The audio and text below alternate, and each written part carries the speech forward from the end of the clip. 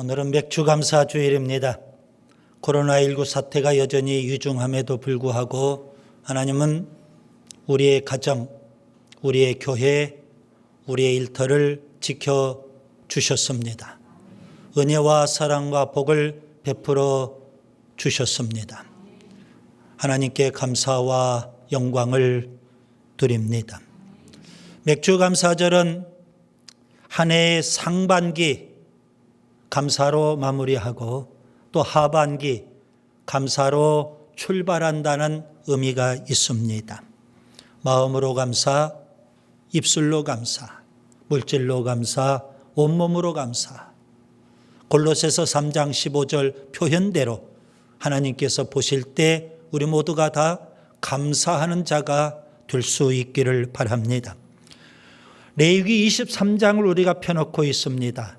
하나님은 이스라엘 백성에게 7가지 절기를 말씀하십니다.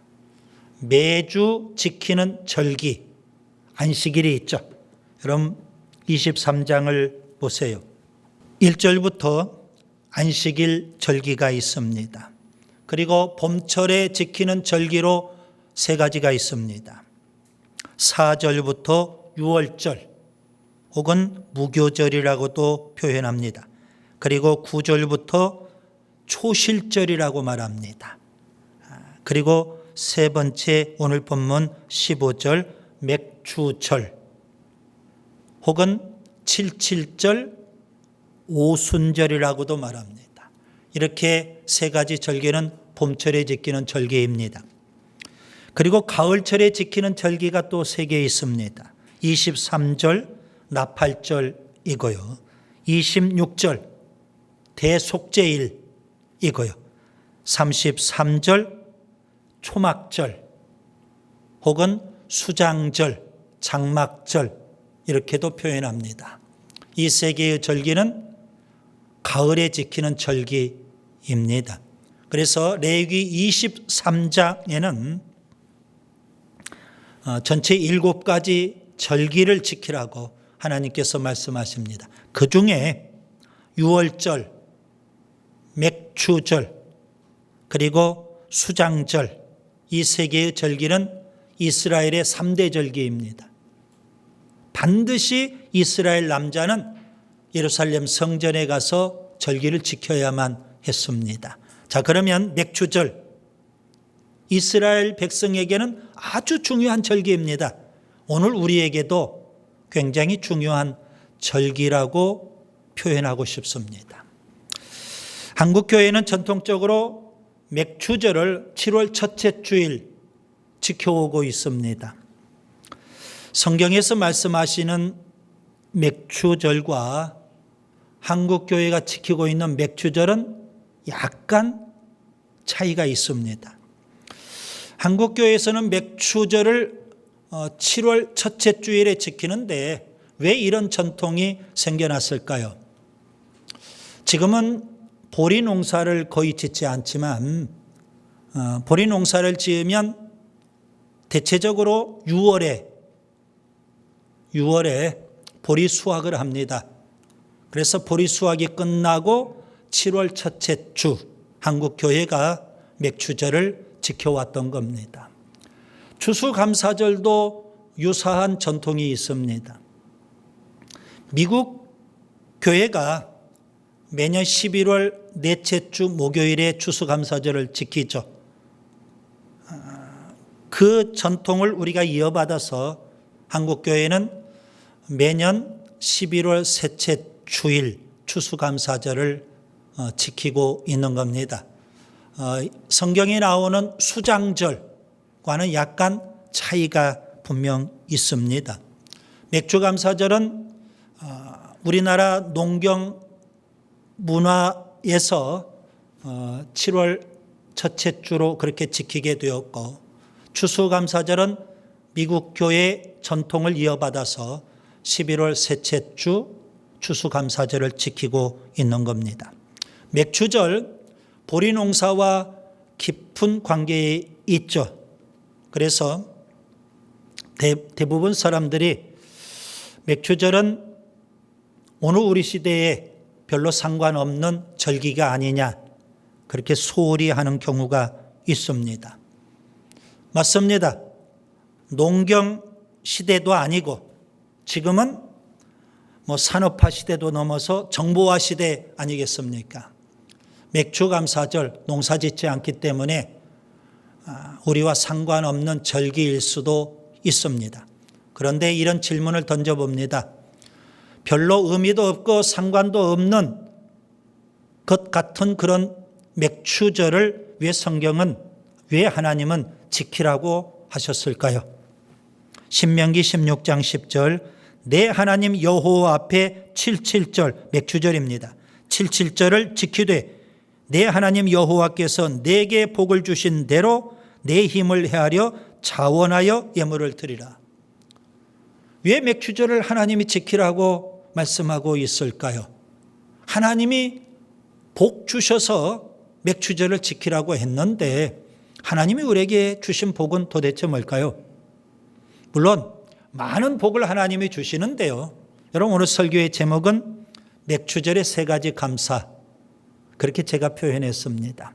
하나님께서 주신 복이 참 많죠. 그중에 맥추절 때에는 반드시 이 3가지 복을 우리가 깨닫고 하나님 앞에 감사해야 되겠다는 겁니다. 하나님이 주신 3가지 복, 맥추절 때 감사해야 될 그 복은 뭘까요? 첫째, 양식을 주신 것에 대해서 감사해야 합니다. 이스라엘 백성은 양, 염소 이렇게 가축을 기르기도 하고요. 포도나무, 무화과나무, 감람나무 거기에서 열매를 수확하기도 하고요. 그리고 보리, 밀 그렇게 곡식을 수확하기도 합니다. 열심히 농사를 지어서 수확할 때 그들은 하나님 앞에 반드시 감사를 합니다. 무슨 의미일까요? 하나님께서 먹을 양식을 주신다는 의미입니다. 하나님께서 우리에게 양식 주셨다, 그런 의미로 우리가 감사한다는 것 참 중요합니다. 우리나라는 벼농사를 짓죠. 그러나 이스라엘은 벼농사 짓지 않습니다. 그들은 보리 농사, 밀 농사를 짓습니다. 그들은 보리를 3, 4월경에 수확합니다. 밀은 6, 7월경에 수확을 합니다. 본문 15절을 보세요. 안식일 이튿날 곧 너희가 요제로 곡식단을 가져온 날부터 세워서 7 안식일의 수요를 채우고라고 했습니다. 여러분, 여기 안식일 이튿날은 앞달락과 연결이 됩니다. 6월절을 지키고 안식일 다음 날을 의미하는 겁니다. 그날 하나님 앞에 드리는 곡식단이 있습니다. 그 곡식단이 바로 보리를 추수하는 곡식단을 의미하는 겁니다. 그래서 이때를 초실절, 서두에도 제가 그렇게 표현해 드렸죠. 초실절입니다. 이걸 신약에는 예수님께서 부활하신 부활절을 의미하는 겁니다. 예수님은 6월절 어린 양으로 십자가에 죽으셨고요. 안식일 다음 날, 주일이죠. 부활하셨습니다. 부활절입니다. 구약에는 그게 바로 초실절이고 그때 곡식단을 드립니다. 곡식을 드리는 것이 아니고 곡식단 자체를 하나님 앞에 예물로 드리는 겁니다. 그 곡식단이 바로 보리입니다. 보리. 본문 16절을 보세요. 7 안식일 이튿날까지 합하여 50일을 계수하여 새 소재를 여호와께 드리되라고 했습니다. 여러분, 여기 7 안식일 77절이라는 표현이 여기에서 나온 겁니다. 7 안식일 이튿날까지 합하여 50일, 그래서 오순절이라고도 표현합니다. 77절, 오순절, 이때를 맥추절 이렇게 표현하는데요. 이때는 새 소재를 하나님 앞에 드립니다. 이 새 소재가 바로 밀 수확과 관련이 있는 겁니다. 출애굽기 23장 16절에 이렇게 표현되어 있습니다. 맥추절을 지키라. 이는 내가 수고하여 밭에 뿌린 것의 첫 열매를 거두매니라. 자, 맥추절을 지키는데요, 밭에서 수확한 첫 열매를 하나님 앞에 드린다는 겁니다. 그 첫 열매가 바로 밀입니다. 밀을 수확하고 첫 열매를 드리는데 그것을 맥추절 이렇게 표현하니까 우리가 자꾸 오해를 하고 잘못 이해하는 경우가 있습니다. 보리와 혼동을 합니다. 보리를 드리는 것으로 착각을 합니다. 그러나 성경에서 말하는 맥추절은 밀을 드리는 때입니다. 밀을 수확하고 첫 열매를 하나님 앞에 드리는 거다. 대표적으로 혼동하고 오해를 야기하는 성경 구절이 출애굽기 34장 22절입니다. 77절 곧 맥추의 초실절을 지키고 라고 했습니다. 개정판에도 맥추라는 단어로 그렇게 번역이 됩니다. 77절 곧 맥추의 초실절. 정확하게 번역하면 오해를 사지 않도록 이렇게 번역해야만 됩니다. 77절 곧 밀의 초실절을 지키고. 밀을 드리는 건데 그냥 맥추의 초실절이라고 이렇게 번역을 했죠. 물론 밀과 보리 다 대맥, 소맥 이렇게 흔히 표현은 합니다. 그런데 우리가 맥추할 때는 보리를 떠올리는 거 아니겠습니까? 그래서 오해하는 경우들이 의외로 많더라는 겁니다. 세번역 성경에는 이렇게 번역되어 있습니다. 정확하게요. 출애굽기 34장 22절 너희는 밀을 처음 거두어 드릴 때에는 77절을 지키고, 그래서 77절 맥추절 그때는 밀을 수확하고 그 첫 열매를 하나님 앞에 드리는 거다. 이렇게 이해하시면 됩니다. 이제 정리가 되겠죠.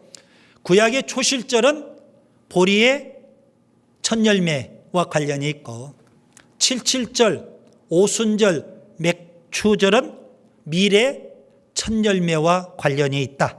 이렇게 보시면 됩니다. 자, 우리가 지키고 있는 맥추절, 성경의 맥추절과 분명 의미의 차이가 있음을 알 수가 있습니다. 아무튼 보리 수확을 말하는 초실절이든 밀 수확을 말하는 맥추절이든 우리가 표현하고 있는 맥추절이든 우리에게 주는 영적 교훈은 동일합니다. 하나님께서 밀이든 보리든 아니면 우리에게는 쌀이든 하나님께서 양식을 주셨다는 사실, 그것 때문에 우리가 감사해야 합니다. 하나님은 광야 40년 동안 이스라엘 백성 먹을 것, 입을 것, 마실 것 다 챙겨주셨습니다. 예수님은 제자들에게 주기도문을 가르치시면서 일용할 양식을 놓고 기도할 것을 가르치십니다. 하나님께서 날마다 우리에게 일용할 양식을 주셨어요. 아멘. 그래서 우리가 맥추절 때 감사를 드리는 겁니다. 둘째, 말씀을 주신 것에 대하여 감사해야 합니다. 이스라엘 백성은 애굽에서 노예 생활을 하다가 출애굽을 하게 됐죠. 모세의 인도를 통해서 애굽에서 나오게 됩니다. 이스라엘 백성이 애굽에 나올 때 그냥 나오지 않았습니다. 하나님께서 애굽에 10가지 재앙을 내립니다. 10번째 재앙은 첫 열매 장자 죽음의 재앙이죠. 애굽의 모든 가정이 다 초상집입니다. 큰아들만 죽는 게 아닙니다. 가축 짐승 가운데서도 첫 열매는 다 죽었어요. 엄청난 재앙입니다. 그렇게 해서 출애굽을 했는데 바로 왕은 이스라엘 백성을 순순하게 내주지 않습니다. 홍해까지 추격해 오죠. 결국 홍해에서 다 수장되고 멸망하고 맙니다. 이스라엘 백성은 홍해를 건너서 시내산에 도착을 해요. 그곳에서 하나님과 언약을 맺고 하나님의 백성이 됩니다. 그런데 유대인의 전설에 의하면 이스라엘 백성이 출애굽을 해요. 6월절이죠. 출애굽한 지 50일째 되는 날 시내산에서 하나님으로부터 율법을 받습니다. 그게 바로 여러분 맥추절이에요. 77절, 오순절, 맥추절이라고요. 그래서 여러분 맥추절 때 우리가 놓쳐서는 안 될 게 바로 이겁니다. 하나님께서 말씀을 주셨다는 겁니다. 우리에게 성경을 주시고 하나님께서 우리에게 말씀을 주시고 그것 때문에 우리가 감사해야 되는 겁니다. 하나님은 분명 육의 양식을 주실 뿐만 아니라 영의 양식도 주십니다. 신명기 8장 3절 사람이 떡으로만 사는 것이 아니요 여호와의 입에서 나오는 모든 말씀으로 사는 줄을 내가 알게 하려 하심이라. 하나님은 왜 우리에게 말씀을 주실까요? 육의 양식으로만 살지 말라는 겁니다. 개, 돼지처럼 그렇게 사는 거 아니라는 겁니다. 우리는 하나님을 믿고 예수님을 믿고 거듭나서 하나님의 자녀가 됐습니다. 육의 사람이 아니라 영의 사람입니다. 영의 사람에게는 하나님 말씀이 필요합니다. 이 하나님의 말씀이 영의 양식이기 때문이에요. 요한복음 6장 오병이의 기적을 예수님께서 베푸시죠. 5천 명의 사람이 육의 양식을 먹습니다.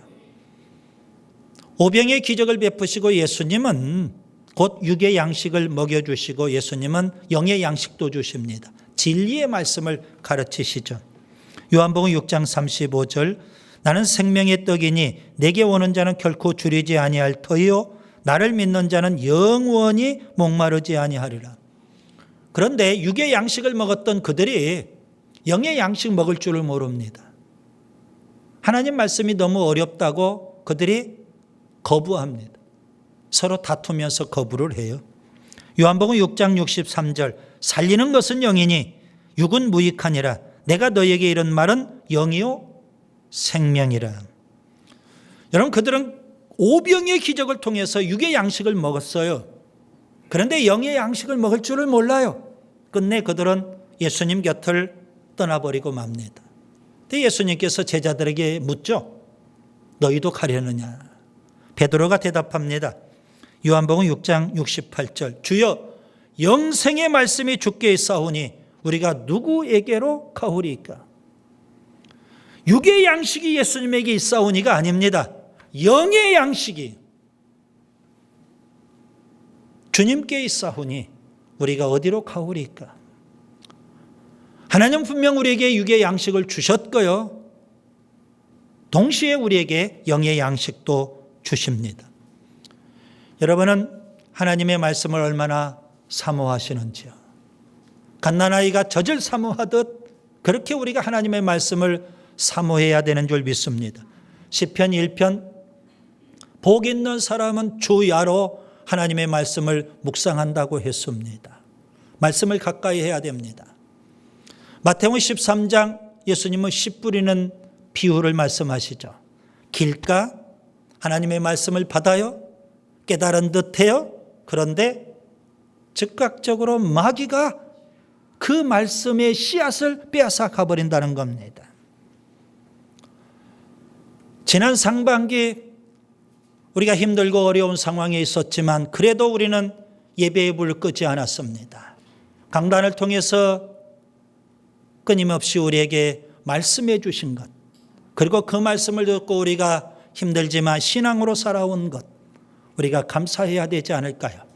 우리에게 성경이 주어져 있는 것 때문에, 우리가 말씀을 들을 수 있다는 것 때문에 우리가 감사해야 되는 거예요. 언제요? 맥추 감사절 때. 그 다음에 셋째, 성령을 주신 것에 대하여 감사해야 합니다. 구약의 맥추절은 신약의 오순절입니다.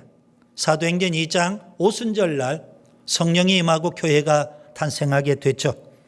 비록 한국교회는 성령 강림절과 맥추절 따로따로 지키고는 있지만 본래는 본문 16절 표현대로 맥추절은요 7 안식일 다음 날입니다. 오순절이 있죠.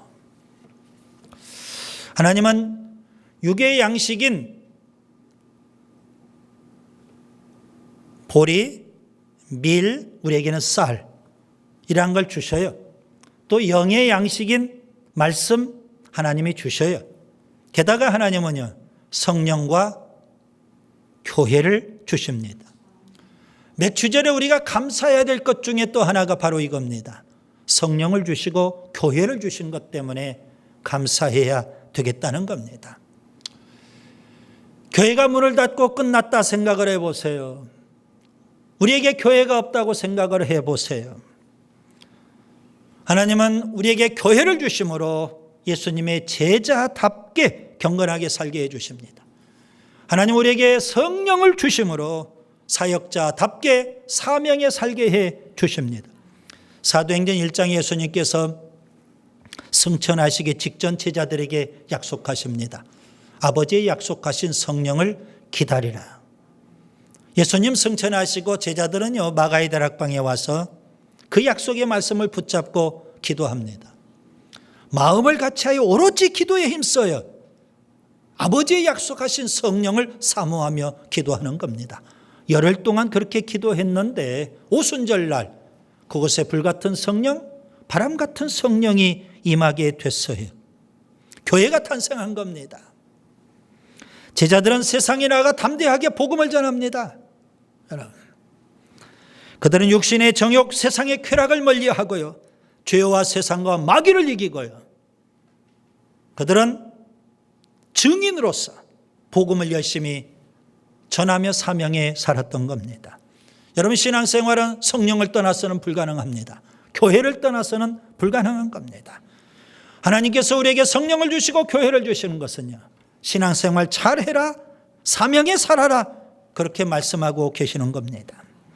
세상에서 범죄한 사람이 교회에 와서 죄를 회개하고 새 사람이 될 수만 있다면, 세상에서 상처받은 사람이 교회에 와서 치유가 될 수만 있다면, 세상에서 낙심한 사람이 교회에 와서 용기를 얻을 수 있다면, 세상에서 절망하는 사람이 교회에 와서 소망을 가질 수만 있다면, 세상에서 수고하고 무거운 짐을 지고 지쳐있는 사람이 교회에 와서 영적인 안식과 쉼을 누릴 수만 있다면, 세상에서 방황하는 사람이 교회에 와서 길을 찾고 사명을 발견하고 사명자로 설 수만 있다면 얼마나 좋을까요? 성령 충만한 교회, 세상의 소망이고 세상의 생명입니다. 성령 충만한 교회, 세상의 빛이고 세상의 소금입니다. 하나님은 지금도 성령 충만한 교회를 통해서 일하고 계십니다. 하나님의 나라가 여전히 확장되고요, 하나님의 뜻이 이 땅 위에 이루어지고요, 하나님의 영광이 많이 드러나게 되는 겁니다. 이스라엘 지역은 이른 비와 늦은 비가 있습니다. 가을철에 이른 비를 하나님이 주십니다. 그때 파종을 하는 겁니다. 봄철에 늦은 비를 주십니다. 그때 곡식이 영글고 수확을 할 수가 있게 됩니다. 여러분, 초실절 때에는 보리를 수확하게 되고요, 맥추절 때에는 밀을 수확하게 됩니다. 지금은 마지막 때, 영적으로 추수할 때 있죠. 요한복음 4장 35절, 너희가 넉 달이 지나야 추수할 때가 이르겠다 하지 아니하느냐. 그러나 나는 너희에게 이르노니 눈을 들어 밭을 보라. 희어져 추수하게 되었도다. 예수님이 재림이 임박한 마지막 때를 우리가 살고 있습니다. 하나님의 약속대로 늦은 비의 역사, 성령의 역사를 부어주시는 겁니다. 농부가 보리와 밀을 수확하듯 영혼을 수확할 수 있도록 하나님은 우리에게 성령과 교회를 주셨어요. 그걸 깨닫고 우리가 감사해야 되는 겁니다. 말씀을 정리합니다. 오늘은 맥주감사절입니다. 2021년 상반기 하나님 앞에 우리가 감사를 드리고요, 그리고 하반기 감사로 출발하는 겁니다. 하나님께서 우리에게 베푸신 은혜와 사랑과 복 가운데 특별히 세 가지는 우리가 반드시 기억하고 하나님 앞에 감사해야 되겠습니다. 첫째, 하나님은 양식을 주셨습니다. 둘째, 하나님은 영의 양식 말씀을 주셨습니다. 셋째, 하나님은 성령과 교회를 주셨습니다. 사명에 살라고요. 지금은 영혼을 추수할 때입니다. 성령 충만하고 교회를 통해서 많은 영혼들이 추수되는 그런 역사가 있기를 바랍니다.